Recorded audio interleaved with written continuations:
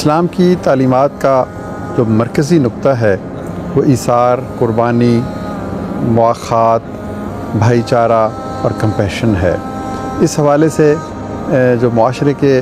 محروم طبقے ہیں ان کے ساتھ محبت بہت اہم ہے، اور پھر ان طبقوں میں سے وہ بچے جو یتیمی کا داغ لے کے پیدا ہوں ان کے ساتھ ہماری محبت بہت اہمیت اختیار کر جاتی ہے۔ نبی پاک صلی اللہ علیہ وآلہ وسلم نے خود یتیمی کا داغ اٹھایا،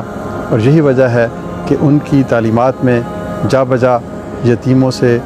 محبت اور ان کو اپنائیت کے عمل سے گزارنے کی جو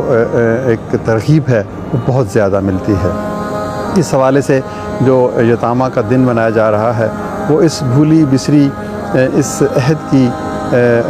یادداشت اور بازگشت ہے کہ ہمیں کیسے ان بچوں کو اپنے بچوں کی طرح ایک بہترین مستقبل دینا ہے، ان کی زندگی کا، ان کے مستقبل کا اور ان کی تعلیم کا اور ان کی دیگر ضروریات کا خیال رکھنا ہے۔ میں سمجھتا ہوں کہ یتیموں سے جو معاشرہ محبت کرتا ہے اس معاشرے کی جو روحانی اور سماجی اور اقتصادی ترقی ہے اس کے دروازے کھل جاتے ہیں۔